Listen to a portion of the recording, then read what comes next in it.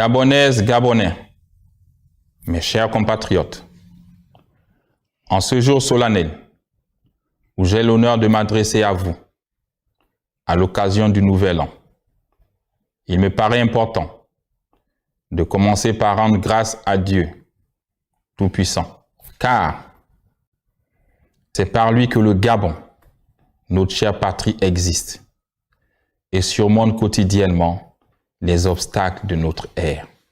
Nous devons résolument nous inspirer des Saintes Écritures qui prônent l'amour, l'unité et la paix entre les filles et fils d'une même nation. Elles nous enseignent le pardon et le partage, nous révèlent les comportements vertueux qu'une nation doit observer pour vivre dans le bonheur et la prospérité. L'année 2023 qui s'achève a été une année charnière dans notre marche vers la félicité d'un Gabon nouveau.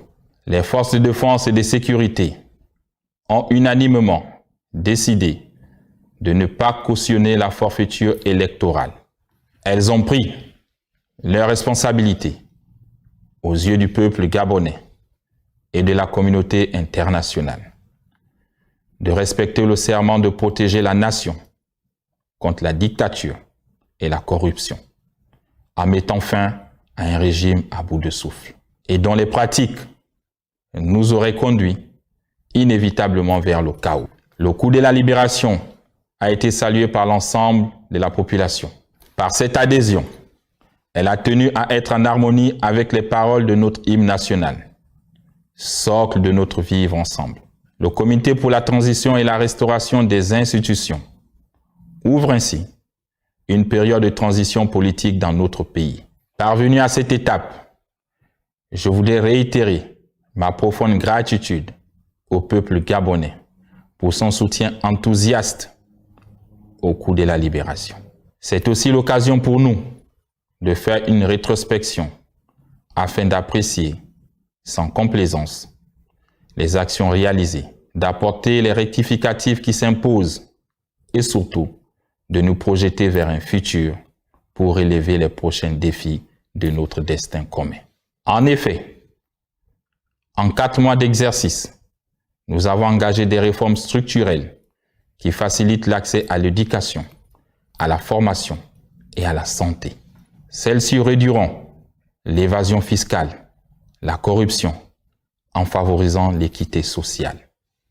J'ai pris la responsabilité de restituer le Fonds gabonais d'investissement stratégique au ministère de l'économie et mettre fin à la délivrance des visas d'opportunité par la présidence de la République, dans le but d'apporter plus de transparence au sommet de l'État.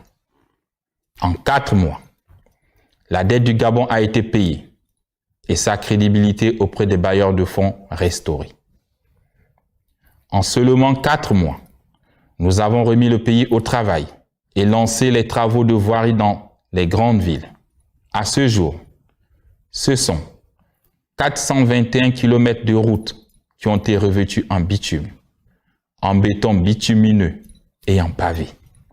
En seulement 4 mois, nous avons mis à disposition 8 900 postes budgétaires au profit des enseignants, des personnels de santé, des professionnels des médias publics et des forces de défense et de sécurité. De même, nous avons levé le gel sur les recrutements, des avancements, des reclassements et relancé les concours d'entrée dans les grandes écoles. Nous avons opté pour la préférence nationale dans l'attribution des marchés publics inférieurs ou égales à 150 millions de francs CFA. En seulement 4 mois, nous avons considérablement réduit le train de vie de l'État. Ces efforts se sont matérialisés par le renoncement de mon salaire de président de la République, la réduction de l'effectif des membres du gouvernement, la réduction des salaires des parlementaires et de leur nombre, et par une meilleure maîtrise de la dépense publique. L'accent doit être mis sur le quotidien des Gabonais. Nous avons la responsabilité d'apporter plus de richesse dans ces familles gabonaises. Les Gabonais méritent une plus grande considération et aspire à un mieux-être. Et ma responsabilité en tant que président de la République est de veiller au bien-être des populations gabonaises. C'est pourquoi j'instruis le ministre du Pétrole et du Gaz de prendre toutes les dispositions administratives et techniques nécessaires afin qu'à compter du 1er janvier 2024, le prix du gaz en République gabonaise soit revu à la baisse. Gabonaises, Gabonais, mes chers compatriotes, notre nation doit être le reflet de la multitude d'ethnies, de tribus, de dialectes et de groupes ethno-linguistiques qui la composent. En parcourant nos différentes provinces, j'ai compris que notre histoire est profondément inscrite dans nos gènes. Notre nation est plus que la somme de ses différences. Et à partir de plusieurs, nous ne sommes que un. Notre combat fondamental est de consolider notre vivre ensemble. Et cela passe résolument par un changement de paradigme. Pensons Gabon d'abord. Pensons à la communauté et à ce qui nous rassemble, avant d'œuvrer pour nos intérêts individualistes. Gabonais et Gabonaises, mes chers compatriotes, nous ne pouvons pas tout faire dans les 100 premiers jours, ni dans les 1000 premiers, ni même pendant toute la durée de la transition, voire même pendant toute notre vie sur Terre. Mais nous pouvons commencer. Commençons par la restauration des institutions. Pour ce faire, 2 choses sont essentielles. Le dialogue national, qui sera convoqué dans les prochains mois, et la nouvelle constitution, qui sera élaborée par la constituante et adoptée par voie référendaire. En prévision du dialogue national, et parce que l'avis et la participation de tous sont nécessaires, un appel à contribution citoyenne a été lancé. Je me réjouis du grand nombre des contributions reçues. Cela témoigne de la vitalité, de la réflexion des Gabonaises et des Gabonais. Ainsi, l'envie brûlante de tous de participer à la construction de l'édifice Gabon. Mon ambition est de faire du Gabon un pays modèle, dans tous les sens du terme et dans tous les domaines possibles.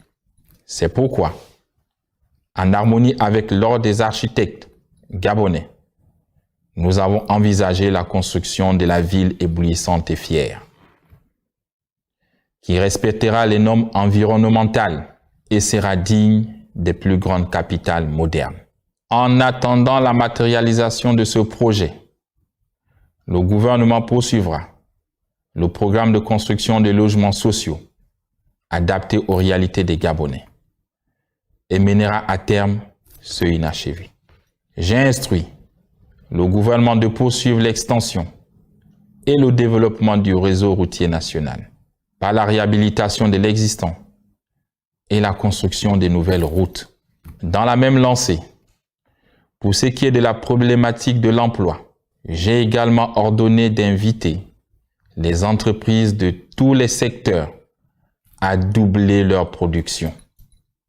Ainsi, elles pourront augmenter leur capacité à recruter. C'est l'occasion de souligner que le modèle économique d'une fonction publique, seule pourvoyeuse d'emplois, n'est plus adapté à nos États. Nos jeunes doivent cesser de rêver d'être fonctionnaires et privilégier l'entrepreneuriat. Sortons des idées reçues qui consistent à penser que les petits métiers avilissent l'homme. Au contraire, ce sont eux qui portent la société vers la croissance et le développement.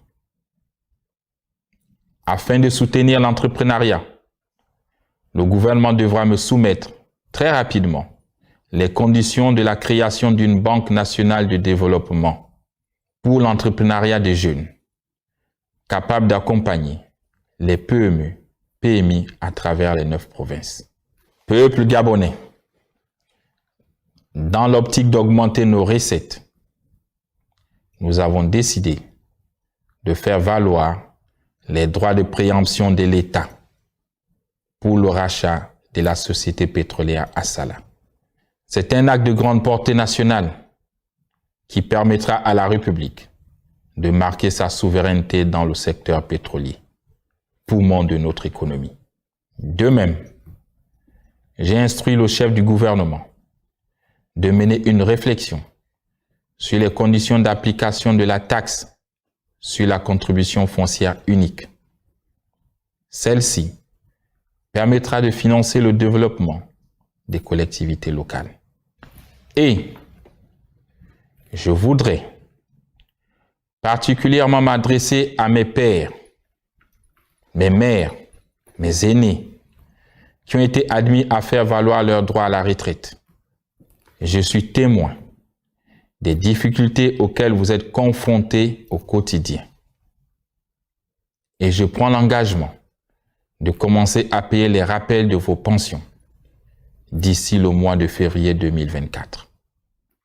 L'envol que nous voulons pour notre pays nous commande la création d'une nouvelle compagnie aérienne nationale et d'un nouvel aéroport à Andem. Pour ce faire, les études techniques de ces projets sont en cours. Par anticipation, le gouvernement mènera des travaux d'extension et de mise aux normes de toutes les pistes aéroportuaires de l'intérieur du pays. À ce titre, j'annonce que les aéroports de Makoko et d'Oyem seront les étapes de départ de ce projet de restauration. Mes chers compatriotes, j'entends faire de la promotion des droits de l'homme un axe majeur de cette transition. Je veux œuvrer à construire un Gabon sans distinction de race, de sexe, de nationalité, de langue ou de religion.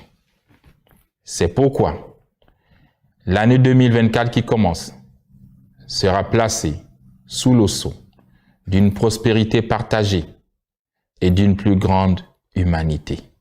Aussi, j'envisage la libération de 1000 prisonniers sous les conditions prévues par la loi.